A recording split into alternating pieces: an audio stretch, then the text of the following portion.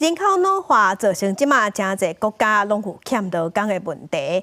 日本和南韩这两党就正拍拼，在想办法要招一寡海外移工，亲像越南的移工。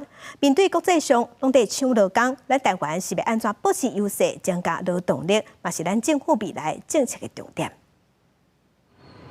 后来抓桥军一排4、5层楼悬的楼仔厝，每行几步就是一间人力中人。对扛棒边的国旗，会当看出所出国上济的，毋是台湾，就是日本甲韩国。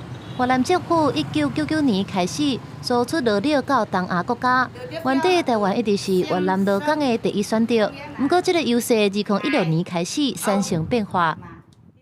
Trước đây thì số lượng thực tập sinh cũng như là kỹ sư và du học tại Việt Nam sang Nhật Bản thì chưa nhiều. Nhưng từ những năm 2016 trở lại đây thì số lượng thực tập sinh rồi du học và kỹ sư tại Việt Nam sang Nhật Bản rất nhiều.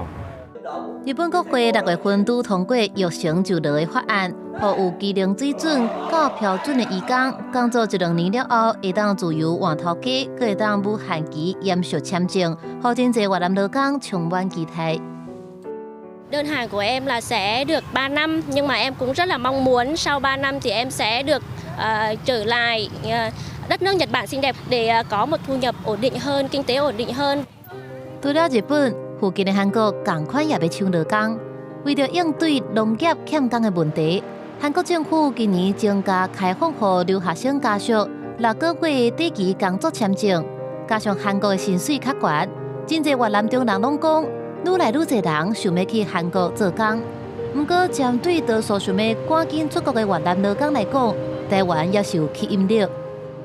因为韩国1年他们才考试一次嘛，日本的话他们就会要训练比较久，6个月，4到6个月才能去。台湾的话就比较快，1到2个月就可以入境了。即马各国渐渐在抢劳工，劳动力够。 才会当确保经济发展。不过，要甲劳工留落来，台湾就要打造出更较友善的劳动条件甲环境。记者综合报道。